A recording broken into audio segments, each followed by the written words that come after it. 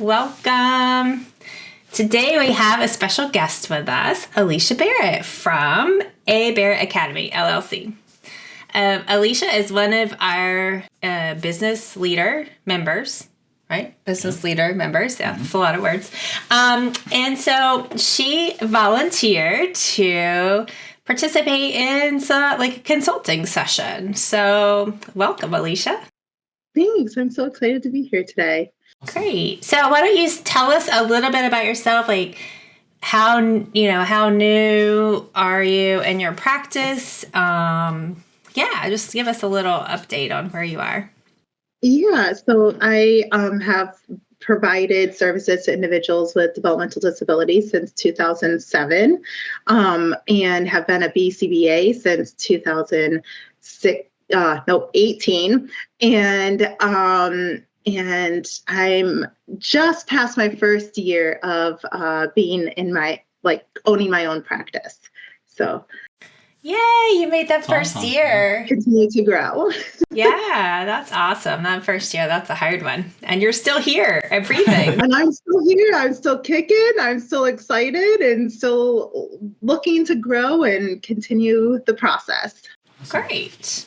Well, so Alecia graciously agreed to go through this activity with together, and so that you guys listening and watching can kind of get a little taste of some of the things we do in consulting, and then also it could be hoping it will be like a learning experience for everyone of like a technique that you can use when whether you're just starting out or you're in year 15 of practice and you're getting into that moment of overwhelm.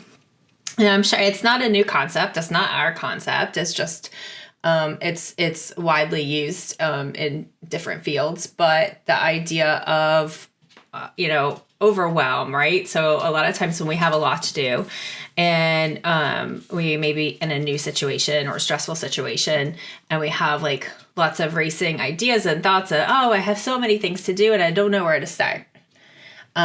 And so going through the activity of a brain dump, I don't necessarily love the word brain dump. I don't know. When we do it, like when I call it my parking lot. And I wish I knew the name of the person to give credit to, but I was in an ADHD support group, and one of the individuals had said that they had heard that from a book or a podcast or something, the idea of a parking lot, so that you can take all of your thoughts and ideas and to-dos and get them down, so that then you can prioritize them and, work through, decreasing that overwhelm by, getting them organized in a way, and then also having them written down. The idea is that they're not as prominent in your brain, like floating around, taking up space, so that you do it helps you to be more focused on like the task at hand. And so we asked Alecia, gave her like the idea ahead of time, and just to kind of speed things up a little bit for recorded session, and kind of asked her to think about some of those things. So I'm not going to put a limit on it. I don't know how many things you have floating around in your head. If it's like me, it might be 350,000.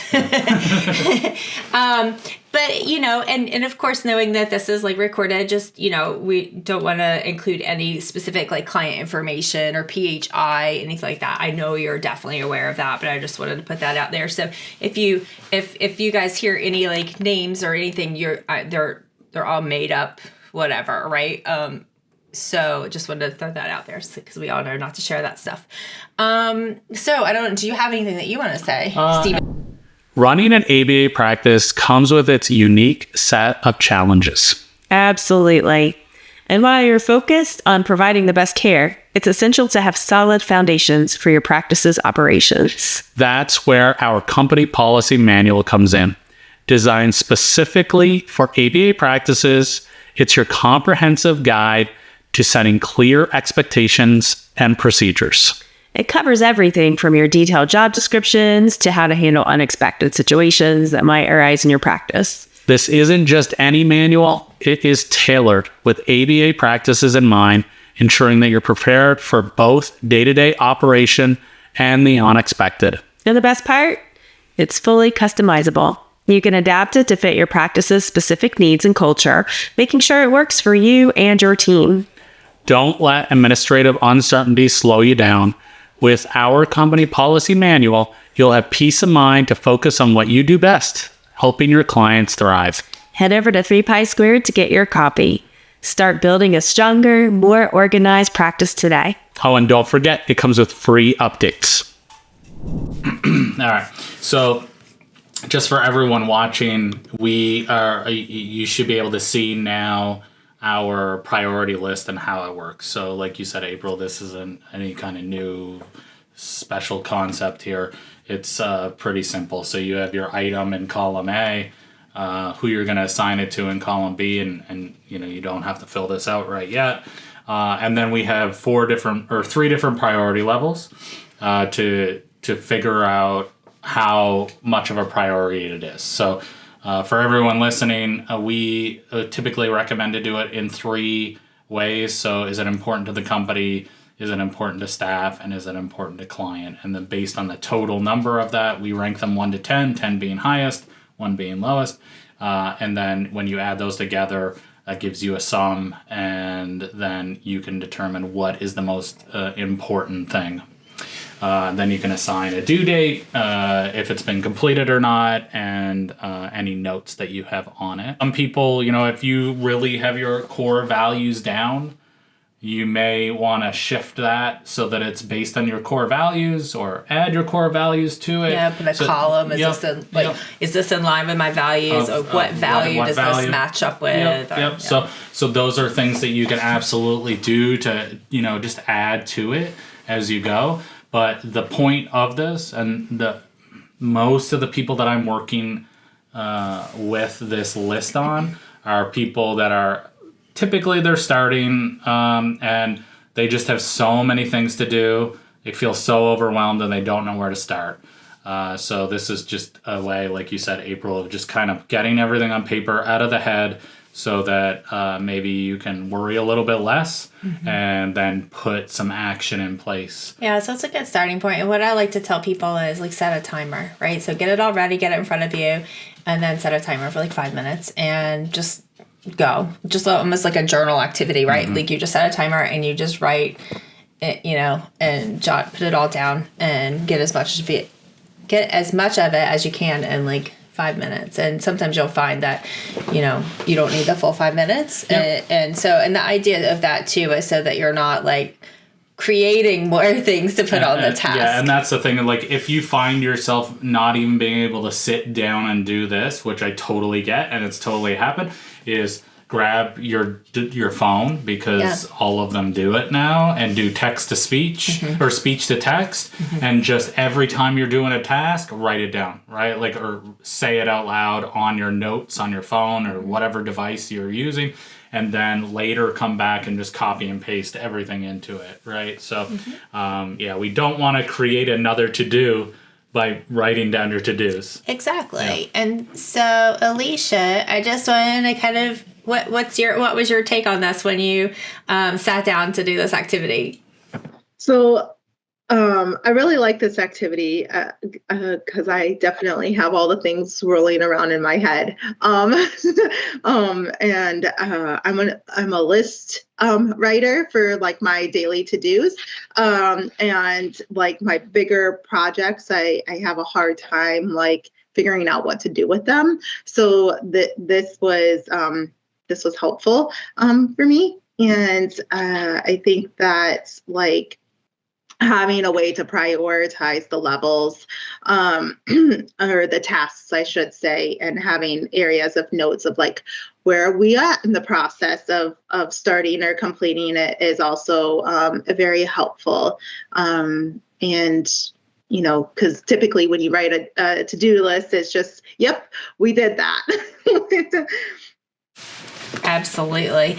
And that's something too that looking at the spreadsheet it could be helpful as maybe want to add, maybe even before the priority, or after the priority. And we can, like, as we go through some of yours, we can kind of play around with this, but like those bigger tasks that need to be broken down into smaller tasks, because sometimes, like, okay, I don't know, a credential with all insurance companies. Okay, well, obviously we know, okay, let's break this down. And how can we break it down, right? And then assign priority, or it might just be a specific order that it has to happen in. Right. And in that case, like, it may even on the spreadsheet, right? You may even want to put it as a different sheet and break that task down. Or link to a document that it's in or whatever. Yeah, exactly. Yeah, this is a very simple, right? This is not just to like get started. Some kind of complex system for tasks. It's just a very simple spreadsheet.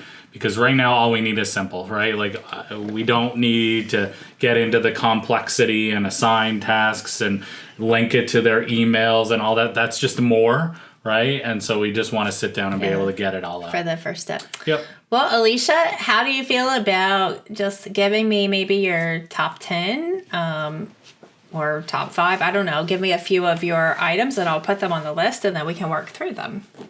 Okay. Yeah. Onboarding staff, background checks. So here, like we mentioned, right, onboarding staff, like there's different steps within this as I was reflecting, right? Linking new staff to payer contracts, community activities, submitting claims in its workflow, best practice for peering staff and clients,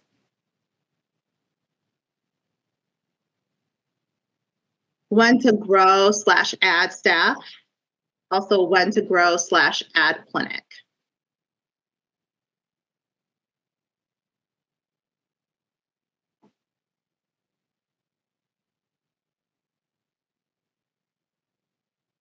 And of course there's more, but we can stick.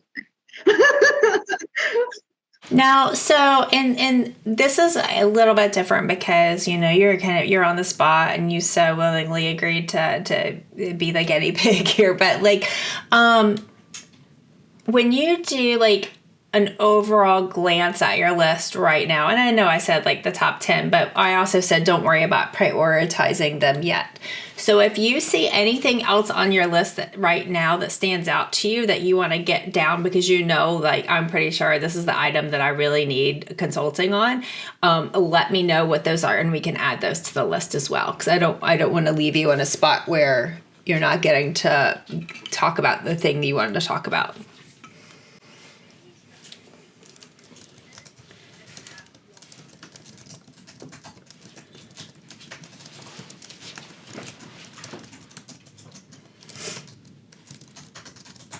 Everyone loves to type when people are watching, right? Okay, great. All right, and so me and my ADHD brain, I don't know, I'm assuming there's probably other people out there who also share the same type of brain that I do, that I have. But anyways, for me, I am still learning how to prioritize. For me, you know, just a few years ago, still even like, everything was the same priority. And it was really hard for me. And I would go tears and like shut down and melt down because like to me, like everything on the list looked like it was the same priority. Everything needed to be done right now. And I'm sure some of that had a lot to do with the level of dysregulation that I was in at that time, right? But Stephen is like with his engineering mind, that's one of his superpowers is being able to help walk through and understand priorities. So I think as a team, we can kind of like capture that whole thing. So I'm going to kind of like turn it over to Stephen though, like helping walk through the priority piece of it. Sure. So yeah, like when I'm walking someone through this, right, like as April said, and I'm not sure that this is completely related to ADHD. It's like just the overwhelm, right? And everything is a 10, right? Yeah, everything is a 10. And there's just so much overwhelm. So yeah, it's just sitting down and it's okay if everything is a 10, but we're going to have to pick something. And even if everything is a 10, what I would ask of you at that point is if they are like that, that we would say, okay, which one in your gut, which one are you picking? Because you got to trust your gut. So we may even use that, right? How do you define that? I don't know, but that may be how it has to go. So, and everybody is gonna say, well, like everybody asks, what define 1, define 2, define 10. I'm not gonna define it for you, right? Everybody's a little bit more subjective on that than the next person, right? Like it just depends on what you would consider 10 and what I would consider 10, maybe different things. So, and what like looking at this list, I may say, oh, well, you definitely want to do that first. But I may give you some feedback.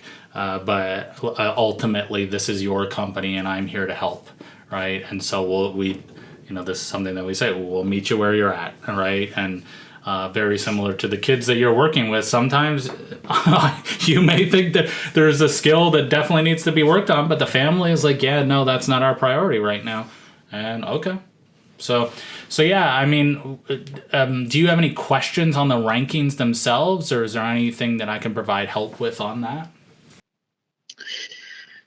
No, I don't think rankings, like we haven't like talked about my specific rankings, but I think I could like figure that out like independently, right? It's more about as we were sitting here and looking at it, like there's some that are really related to each other, like onboarding staff, you have the trainings, you have background checks, you have it linked up to the payers, like that's all kind of connected.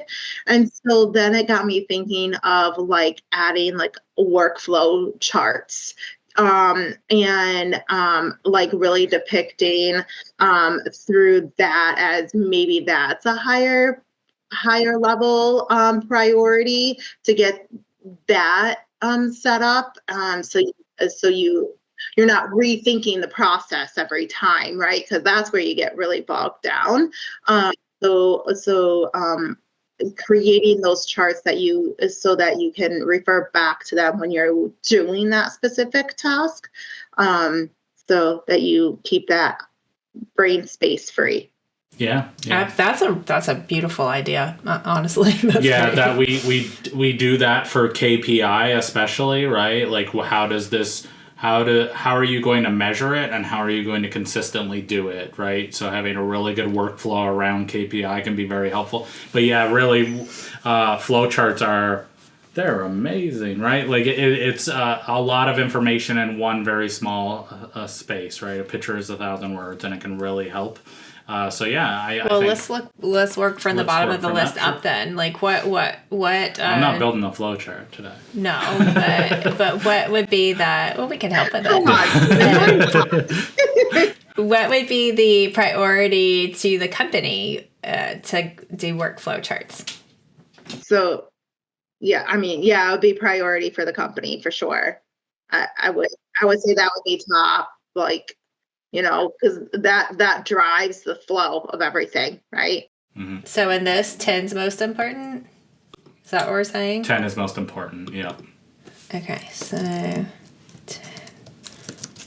I need visuals, other people. So I'm just adding, for those listening, I'm just adding here 10 most important, 1 least important, so that we have like a ground here to go back to if we forget. Okay. And as far as for your staff, how was the priority level for workflow charts for staff on a 1 to 10? I would say probably an 8, right? Keep the stress off of them. I don't think it's that important for like it impacts the clients, but the clients don't have to participate in the workflow, right? So I don't think it's important for them. So give me a number. Okay, sorry, 1. Okay, great. And just, like, so that I can give, the people listening, just a different perspective on this. Like, you could make the case, right, that it's super important to the client, because if my workflow, if I don't follow the right process to get my employees onboarded, then the clients don't have an RBT, right? So this could be very impactful. There's no wrong way to do it, and so that's why the rankings themselves are super subjective, right? And it really depends on you and your team and how you decide to rank them. So. All right, so let's go to cash flow monitoring for company 1 through 10. 10. You got to have the money, right? You don't want anybody to know it, but that's your backbone, right? Yep. Staff. And staff, I would say probably an 8 as well. I mean, right? Cash flow, monitoring that cash flow, it's important because like they get a paycheck, right? And then clients, I would also say 8, because if we don't have the right cash flow, then we can't provide services. Very good. We've got 2 knocked out. Documentation organization. Would this be this would be separate than a flow chart, right? This was kind of be its own thing, right? Yeah, I would say, because I I personally, if I was to do it, I would probably have a flow chart for documentation organization, but like it would be its own separate entity. Yeah. Sounds good. Yeah, for company, I would say 9. Because like I can tell you, I've wasted so much time like finding documents. And then staff, I think they can be pretty like what's the word? Like, I want to say secluded, but like sheltered. That's the word, sheltered from documentation organizations. They don't really do that kind of stuff. So I would say like a 2. And then the same for clients, right? This is more higher level thing here for me. I have 0 idea on how, on those, when to grow. I don't know. Stephen, do you have any questions that you could ask to kind of help her go through this one? No, I mean, we can certainly guide you through and come up with strategies, but this, just to be aware, everyone listening again, this is where a good kind of an accountant, CFO type person can really help with that. We can come up with a plan, like say, okay, let's come up with goals that you need this much money in your bank, or you need this many billable hours, or you may even say we need this many billable hours with this many staff, and this is our cancellation rate, right? Like something like this, because you may even want to look at certain KPI as far as like quality of services, so that you can measure them, and then as you grow you can then take a snapshot again to see if you have a noticeable decrease, and then maybe hold on, we need to back up. So there are many things that we can talk about in there, but certainly when you're ready to grow, those would be very important things to have in place before growing. Does that make sense? Oh, absolutely. I would like to add to that. I think it's so smart that you have this on your list at all, because typically people that are within their first year or 2 it's not on their radar yet. And so I think that's really smart of you that it's on your radar, that it's something that you need to plan for. And this is your company and this is your priority list. But personally, like, I feel like it would kind of maybe fall under some of these other priorities to make sure you get the base things that you need for your company where it is now. And so that may even be something else, like a prerequisite to start working on. I mean, it's never too soon to plan, right? And have your goals laid out, and like your 3-year, 5-year, 10-year business plan. I get that. But maybe even like, okay, when X, Y, and Z are complete, like when I have my workflow charts and I'm in network with 3 insurances and we have 6 months of payroll in there. Exactly. Yeah. At this point, then I will start dedicating time to really looking at my growth plan. Correct. Or something. I don't know. How does that land for you? Yeah, I definitely agree with that. Like, having that growth, having a plan for growth is important, right? Like so many, like it's hard as a solo BCBA, you have clients reaching out for services and you want to give them good services, but at the same time, you have a threshold of how many hours can you give, right? When you're doing all the back end stuff and you're also doing all the clinical things. So like, there's a level of pressure that I know I put on myself personally, but there's also a level of pressure like externally from the community of like, okay, when are you gonna be able to handle more? When are you gonna have staff? How many hours can I have for services and those kinds of things? And so like right now I'm kind of in this like middle stage of like I feel that pressure cooker of I have the clients to add a staff, but I don't necessarily have the cash flow because of insurance delays, right? So that's a really hard merge to work through. And an accountant is super helpful, but at the same time, like can only guide you so much. So I think like taking a deep dive into that it is an important piece of my personal like company at least. And too, like that leads me to think like maybe even breaking it down into steps, like everything else, right? When to grow, like maybe when to add a BCBA. When, and then knowing that when you add a VCBA, then that's going to come with several techs and more client, know. So maybe even looking at, okay, more in the short term, I need to have my eyes on when can I add a VCBA? And like, because sometimes and that's kind of where I was thinking more big picture grow, but I completely see what you're saying is like, well, when can I add another BCBA so that we can get more clients, right? Or even just a BT, right? An RBT. Like I don't even have that on, like I don't have that currently. So like that's kind of like that pressure cooker, right? Like I think like once, and maybe I'm completely skewed in my thought process, but my thought is like once you have some BTs or RBTs underneath me as a solo BCBA, then like once I hit a certain threshold and I have an X amount of number of kids on the wait list, then I can elevate someone on my team, right? So into a BCBA level. And then from there, of course, add more RBTs, right? So, but just figuring out like those thresholds, I guess, and the criterion for that. Absolutely. Yeah, and that's that's another thing that's completely subjective, right? Everybody does this a little differently, right? But you may get to a point, and we see many BCBAs do this. Okay, I've got 9 clients right now. I've got maybe 3 techs underneath me, and everything's going well. We have decent cash flow, right? So I've got 4 months of payroll in my account right now. I'm feeling pretty good. I'm going to go ahead and hire another BCBA, and they're going to take 7 of my clients, and I'm only going to have 2. And then I'll build my caseload back up while we hire more RBTs at that same time.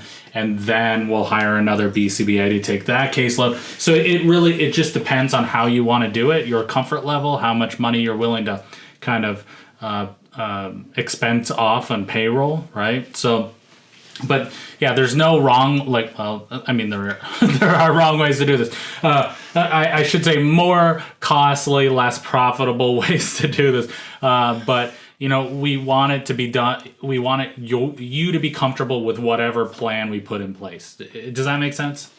Absolutely. I mean, right? You got to be able to put your head on a pillow and sleep at night, right? And like if you're constantly worried about making payroll, then the client care is also going to go down, right?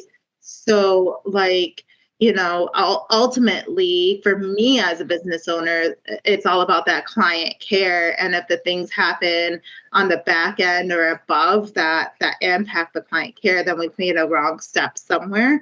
And it needs to be adjusted, right? So. Well, I want to pause and check in with you, and because this can be such an overwhelming task to think about all of these things. How are you doing? Are you good? Are you ready to continue, or do you need a break? No, I'm good. I'm good. Yeah. Thanks for asking. I think my overwhelmingness happened last week. So I totally get it. I totally get it. Well, I invite you to put your feet on the ground and feel like the ground underneath you if you need to, if you start to feel wobbly, because it's okay. It's okay. All right, next one, best practice for pairing staff and clients. oh, buddy, this is so loaded, right? Because, honestly, I would just say 10 across the board. Yeah, yeah. If you go wrong there, then it's a mess. But then again, I have to commend you for having this on your list, because some people don't think about this, and it's super important. You can't just throw staff on cases. You have to really pay attention to strengths and weaknesses and personalities and skill sets and, all of those things. So it's great that you have that on your list. All right, submitting claims in a workflow. So which of these are workflows? Submitting claims is a workflow. Onboarding staff is a workflow, correct? I wonder if under workflow charts, the next step would be to make a list of workflows. Yep. And we can get to that at some point. Yeah. So community activities, what would you put that as priority for company? I would say 7. Yeah. All right. And for staff? A 3. Okay. And for client? I would say probably a 7 or 8. Because this would be for current or future clients, right? So. Yeah. All right. Linking new staff to payer contracts and background checks. Is that part of onboarding staff, or do you want to keep those separate? Or there something that you want to have? Yeah, that would be part of onboarding. I was thinking more about learning the process, and I think that's why I depicting the process of each one for linking new staff to payer contract. Whereas onboarding would be more of the actual workflow, the checklist that I know is part of the employee handbook that you guys have. But yeah. Absolutely. So we don't always give homework, but we often give homework. So I would say your homework before we meet again would be to list out the different workflow charts. You could make another page on the spread, on the spreadsheet, or however works best for your brain, because this is for you to use. So what do you think, Stephen? Her homework for next time would be to list out the different workflows, and then we could kind of take a look at it and see oh, you're missing this, or have you thought about this, or this is that kind of thing. Yeah, and just so that everyone listening, watching we can discuss this too. This is kind of once we get to this point, right? Again, we're some people have hundreds, and that's okay. So we would pick some of the most pressing matters, and we would discuss them with you and say, okay, which ones can we help with, right? Which ones can't we help with? And so some of them we can, some of them we can't. So maybe us coming up with a draft on best practices on when you grow and best practices on pairing staff clients, seeing as those are both kind of big deals. And one is definitely your highest priority. Maybe we could give you a draft on that, send it over to you, and then you can kind of take it and go with it. And then April, you said, okay, list out all of the workflows that you could possibly conceive of, and then we'll prioritize which ones of those are the most important to get through. Mm-hmm. Does that make sense? Absolutely. And then the other one is the cash flow monitoring. Okay, how I would like a little, if you're comfortable with it. Did we get it through the list? We got because these up here all the we're same. kind of now the onboarding stuff, the process is the process, but and then you also need the have flows first. the flows, Yes. right? And so they kind of go together. So that's why Yeah. I said, like, Yeah. she could come up with a list. And of course we can help you with that too if you get stuck. Yeah. But yeah, I think, you know, at this point we would typically ask you, like, what one would you like to start working on first? But I hear Steven's got some questions about cash flow monitoring if you're open to that. Yeah. So like, sure. Great. So what specifically is the cash flow monitoring look like to you? Like what is it that you're wanting to know? Like how often should I be looking at it, or what numbers should I see, or what is it that your questions on that? Like, I think that just overall it's a very overwhelming process when you're looking at insurance and submitting claims, right? So you submit claims, you have this arbitrary number that you think that you're gonna get back for the services, and then you submit it and you wait, and it's like, how long is it in that wait process before you actually see the cash? And then double checking to make sure that that what was paid is correct, like, and then you know, from there, then your outgoing money to payroll or rent or what have you. So I was thinking more of like the actual like timelines and how those kinds of things and the double checking of that more on a, I guess, more detailed setting. Yeah, I don't know. I'm just starting to get those things in place because I just started to submit claims to insurance. So I have my other cash flow stuff figured out, right? But it's more linked to the insurance cash flow and understanding that timeline and when can I have an understanding that I'll have this money in the business account to use. So I just want to make sure that so you're looking for like kind of almost another flow chart maybe of like, okay, I've submitted to insurance. I should hear back within, you know, if I've done electronic, I should hear back within maybe 3 weeks. If it's been denied or if it's been processed. If it's processed, I should see a check within, you know, the next week. If it's denied, I need to figure out why it was denied and then resubmit if necessary. Is that what you mean? Yeah, I think so. And like cross-checking like what's been submitted versus what's been paid. And making sure that, you know, I could just imagine at some point, you know, when you have X amount of services that either you miss a claim to submit or that you accidentally submit a service line twice, right? Like I could just imagine that happening, and if I can put some antecedent interventions in place to avoid that, right? Then that's ultimately what I want to do. Okay. All right. Sounds great. Okay. So what I can do then is I will, if this is what you would like, obviously, April and I can come up with some, and I don't know if you have the supervisor handbook or not, but we do have pairing criteria for them, for She your staff. means like Yes. like putting the right staff and clients together. Correct. Before you get into a session. Right? Like- Or do you mean Right. pairing Yes, itself? yes, Yeah. before we get into a yeah, session. Exactly. Yeah. That's what I thought, but I just wanted to share that. And so we'll come up with some kind of pairing criteria, best practices for pairing. Maybe April can work on that. And then I'll give you some kind of general concepts on when to grow and why to grow, along with some best practices on cash flow monitoring. And then you can take a look and see what you think. Okay, yeah, that sounds great. So, Alecia, do you have, and not to put you on the spot, because if you don't, no judgment here, because you've got a lot on your plate, but do you have a mission statement and values?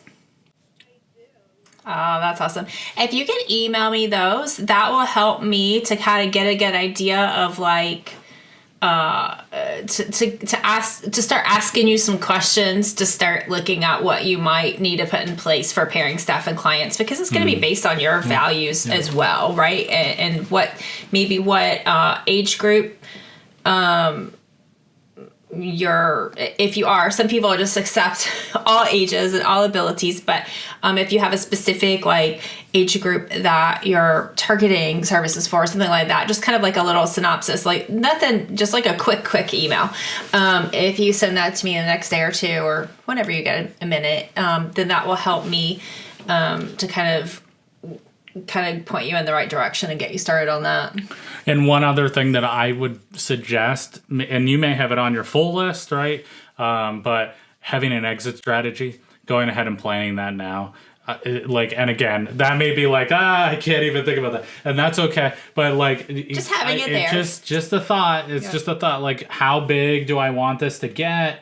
When it gets that big, am I selling it, or am I, kind of just sitting on a beach while my lead directors take this on? Like, just knowing what that is, thinking about that a little bit, I highly recommend doing that, because 10 years comes very quick. and before you know it, you're going to be there, and you're going to be like, it's something you said, like, about like, when do I grow and how do I know that I have the right numbers, and I don't want to make a misstep. Like I want to help all the clients, but I don't want to grow so fast that it results in the opposite thing. And so same with your exit strategy, right? Like, man, it's really hard right now. Screw it, I'm out. Like, and leaving before you did what you really wanted to do, right? So it's always good to do that and just, dream a little. You know what I mean? Yeah, absolutely. I also think that like in the growth process, like, I just experienced it. Like, I'm done. I'm throwing in the towel. Oh my goodness. Like, something was dropped in my lap and it was completely out of my control. And it just like really rocked me to my core, right? Because I knew it was going to have an impact on my clients. And so, having your resources, like having you guys to turn to, having your family and friends to turn to, having other people in your circle to turn to for that support, it is so helpful, because we see that, we hear that as clinicians working in a company, and we know we're going to experience it as a company owner, but like, you don't know how hard it's going to hit until it actually hits, right? Totally. It's almost like there needs to be like this, and I know we talk about like what to know before you start or before you decide if you're going to open a company and stuff like that, and like things to consider and think about. But honestly, it's like we need like a little prerequisite of like the top 5 things that you need to have in place, and one is like a support system. Yeah. Like you're right. Whether it's in your friends or your families or your therapist or life coach or consultants or whatever, right? Like, support system. I mean, because this is a big deal. Like, starting a business is one of the top stressful. I can't remember. It's definitely in the top 20. I think it might even be in the top 10. But it's big. Yeah. Yeah. And just to kind of add on that, like delegation, right? When you're in a company, they talk about delegate. And you're like, why am I delegating this? Like, this is a task that I should do, right? But then when you have your own business, like if you're a solo provider, you're doing all the things and you don't really have someone in your business to delegate to. But then thinking about like, other smaller things that you can hand off to someone. Like, I just handed off, like, I'm getting trained on how to submit claims right now by a company, and it's really amazing. It took me way too long to find them, but I found them. And it's really amazing. And I just handed off to them, like, to double check my service location, because I had to do a change in locations for contracts that I got myself into, right? Like, that I did the contracts. And they were open and able to do that for me. They just called up and double checked that like everything went through. And it was a small task, but like it took that worry and stress off of me, right? Yeah. And so finding those supports is really great. Yeah, for sure. Finding the supports, automating as much as you can when you can. That can be very helpful. And it's very lonely, even having the support system, right? Like it can be very lonely, talking to a friend, a spouse. You can kind of vent and share, but they just don't understand unless they're there, right? Like unless Yeah, that's probably one of the biggest things. Our BCBA Business Owners Panel, Jen and Robin and Derek and Mallory and Brooke, we've done multiple podcasts at this point together, but each one of them, that's the biggest thing that they say. And that's why they show up to those podcasts and they continue to participate in the panel, because they're like, no one else gets it except for other business owners, ABA business owners. We're a very special niche, and it's not everybody gets it. And so, all of you ABA business owners out there, we have a Facebook group that you don't have to be a member to join. No. It's ABA Business Leaders. 3 Pi Squared ABA Business Leaders. Yep. Mm-hmm. Feel free. It's a really, I think, it's a pretty open group.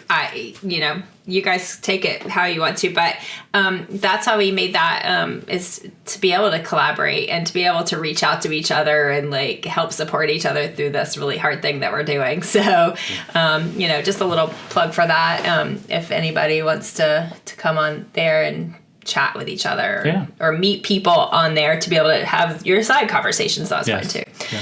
Well, Alecia, is there anything else as we wrap up today, anything else that you want to touch on that, even if we don't have time for it today, that you want to make sure that we add into the list, or? I don't think so. This was I feel like it was very thorough, even though there's more on my list, but they all kind of connect in some kind of way. So very thorough, very helpful. I'm looking forward to continuing to work on those workflows. I think that's going to be pretty key to continuing to get mind space. Oh, you know what? I just had an idea because you said you're a list maker. So this might be up your alley. And if it's not, just take my idea and throw it to the side and not worry about it. But as you're looking at that homework of putting together your workflows, and you're already seeing on your list how many things are interconnected, maybe color code and be onboarding are red and I don't know, cash flow is blue, whatever. But the main categories of the main workflows, and just maybe kind of color code them as you go through, could possibly be helpful. I don't know. Anyways, just throwing that out there. Yeah, I like that. I thank you so much for your time and your willingness to come on. I want to do one final check-in with you. How are you doing? I am doing good. Yeah. And I have a new lease, right? Oh, good. So sometimes, I'm going to be completely honest, sometimes after the first consulting session, people can feel I have even more to do, or there's more I wasn't aware of. And so, but we're here for you. Just let us know if you kind of hit a roadblock in any of this before we meet again. And, we can help you with that. But all right. Do you have anything else, Stephen? No, I think that's it. All right. Well, thank you, everybody. See you next time.